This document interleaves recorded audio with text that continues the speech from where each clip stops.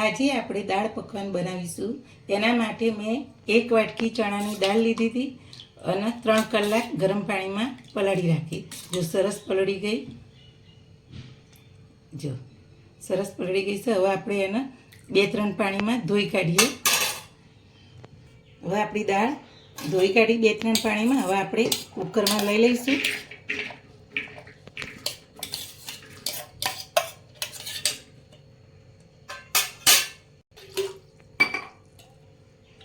હવે આપણે અંદર પાણી રેડીશું.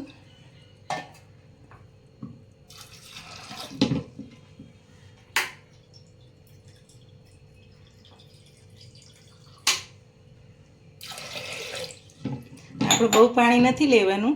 ઉપર દાળ ઉપર આટલું પાણી રહે, વેઢા જેટલું, એટલું જ પાણી લેવાનું. હવે અડધી ચમચી નાની હળદર નાખીશું આપણે.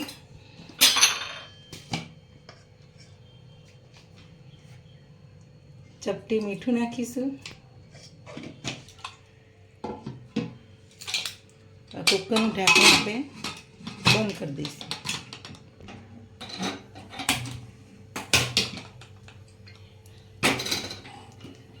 હવે આપણે કુકરમાં 2 સીટી જ મારવાની છે. 2 સીટી વાગે એટલે ગેસ બંધ કરી દઈશું. આપણે પકવાન માટે લોટ બાંધી લઈશું. મેં ઘઉંનો લોટ લીધો છે. તમે એકલો મેદાનો જો લેવો હોય તો લઈ શકો. અને મારે એકલો ઘઉંનો લીધો અને થોડોક જ આપણે 2 ચમચી જેટલો જ મેદાનો નાખીશું.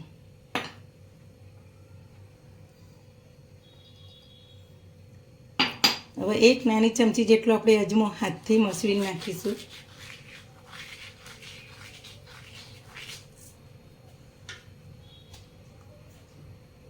સ્વાદ અનુસાર મીઠું નાખીશું.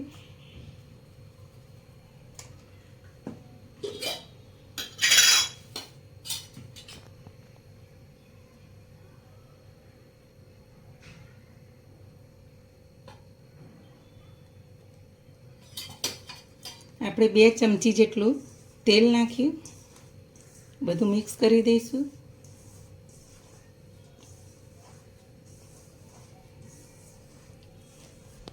જો આટલું જ આપણે તેલ નાખવાનું, બહુ નથી નાખવાનું અને હાવ ઓછું પણ નહીં નાખવાનું.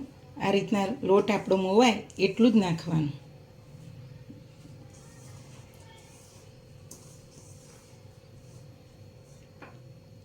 હવે આપણે પાણીથી લોટ બાંધીશું. આપણે પૂરીનો લોટ બાંધીએ એ રીતના જ બાંધવાનો છે. કઠણ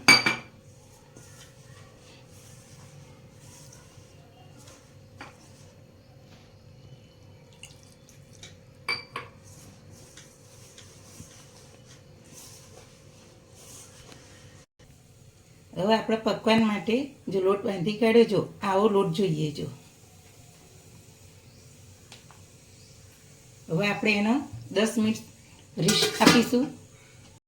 હવે આપણું કુકર ઠંડુ થઈ ગયું. હવે આપણે જોઈ લઈએ આપણી દાળ થઈ ગઈ કે નહીં.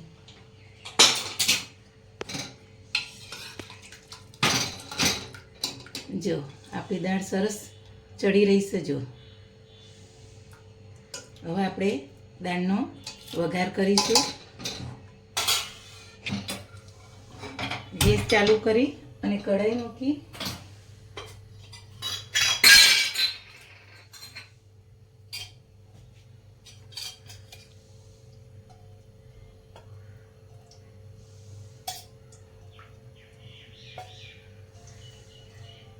બે મોટા ચમચા તેલ લીધું. 1 ચમચી જેટલું આપણે જીરું નાખીશું.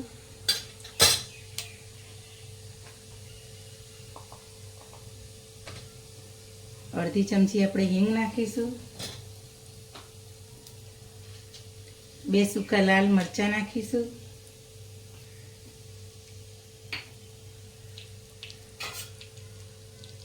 થોડા ટામેટાં નાખીશું. અડધું ટામેટું નાખીશું, વધારે નહીં નાખીએ આપણે.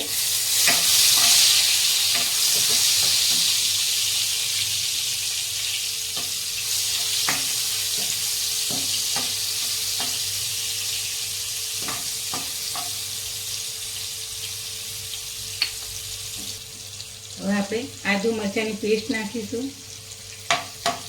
આ બધું આપણે સરસ રીતે સાંતળીશું.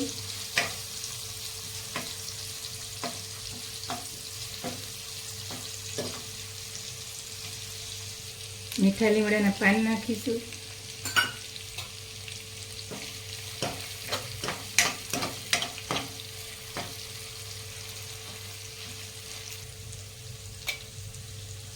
હવે આપણો ટામેટાને એવું સંતરાઈ ગયું છે. મસાલા કરી દઈશું. અડધી ચમચી હળદર નાખીશું. અડધી ચમચી લાલ મરચું નાખીશું. 1 ચમચી જેટલું ધાણા જીરું પાવડર નાખીશું.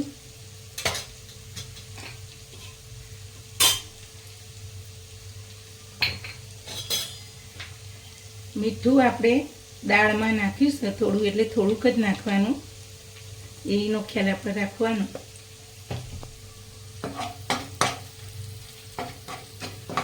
તો આપણા મસાલા સરસ સંતરાવા દઈશું. એના માટે આપણે થોડું 2 ચમચી જેટલું પાણી રેડીશું.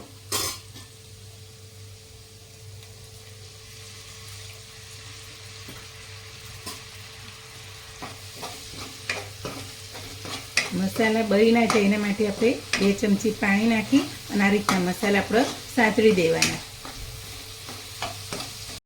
હવે 1 ચમચી જેટલું આપણે કાશ્મીરી મરચું નાખીશું. 1 નાની ચમચી આપણે ગરમ મસાલો નાખીશું. 1 નાની ચમચી આમચૂર્ણ પાવડર નાખીશું. આ બધું આપણે મિક્સ કરી દઈશું.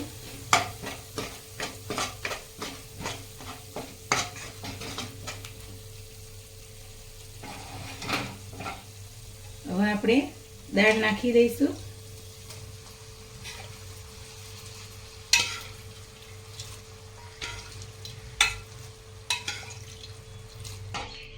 આપણે પાણી પણ રેડી દઈશું અંદર કુકરમાં હતું એ.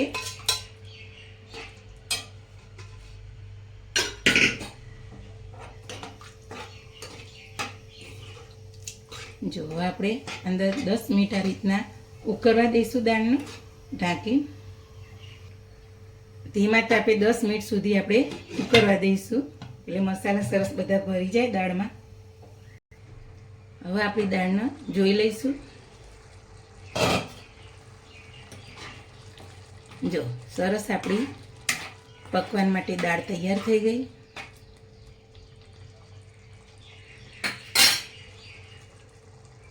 ઉપરથી આપણે કોથમીર નાખીશું અને હવે આપણે ગેસ બંધ કરી દઈશું. જો તમારે જેટલી જાડી અને પતલી રાખવી એ પ્રમાણે તમે પાણી રેડી શકો.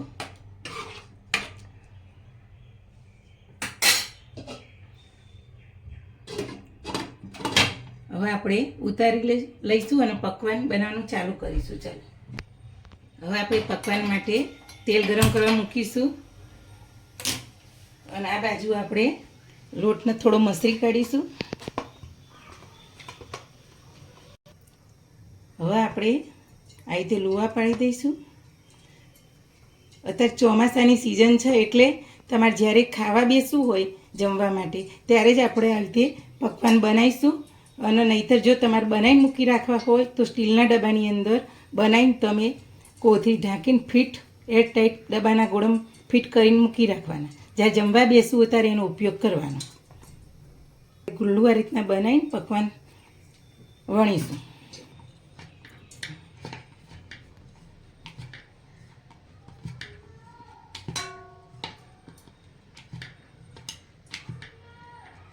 આ રીતના આપણે પૂરી વણીશું.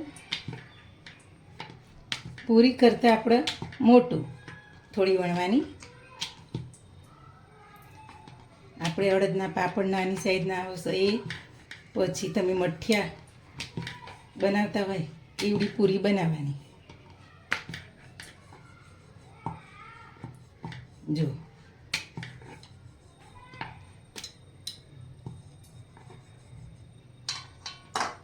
જો આટલી પતલી બનાવવાની, બહુ હાવ પતલી નહીં બહુ જાડી નહીં, એ રીતના બનાવવાની. હવે આપણે આ રીતના કાંટાની ચમચી વચ્ચે આપણે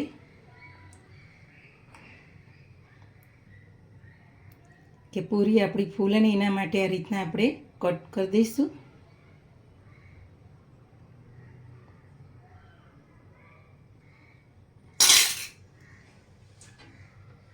બીજી પણ આ રીતના વણી લઈશું. આપણે બીજા પકવાનને પણ આ રીતના કટ મારી દઈશું.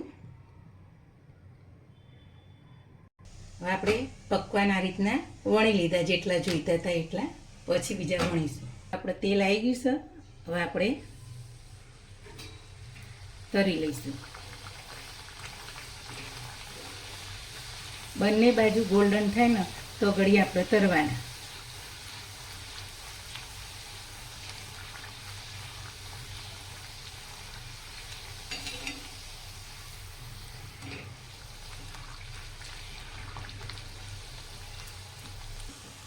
જો આપણું સરસ પકવાન તૈયાર થઈ ગયું. હવે એને કાઢી લઈશું.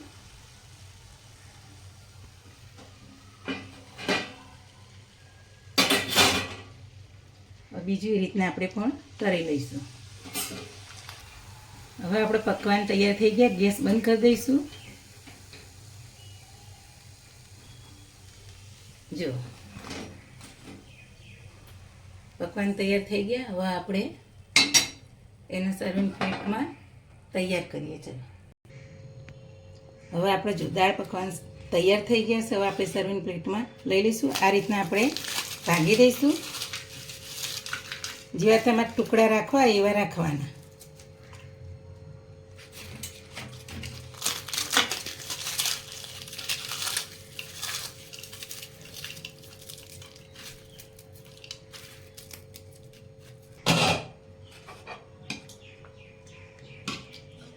ઉપરથી આપણે આ રીતના દાળ નાખીશું.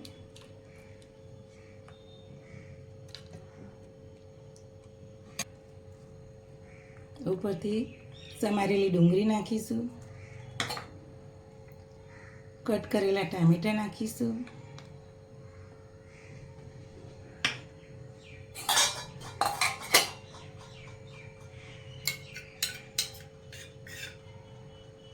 ઉપરથી ગ્રીન ચટણી નાખીશું આપણે.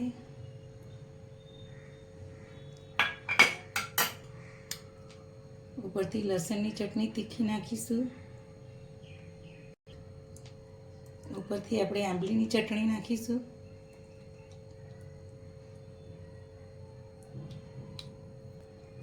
કોથમીરથી આપણે ગાર્નિશ કરીશું. ઉપરથી આપણે ચાટ મસાલો ભભરાવીશું. હવે આપણું દાળ પકવાન જો સરસ તૈયાર થઈ ગયું. તમે ચાટ પણ કહી શકો અને દાળ પકવાન પણ કહી શકો.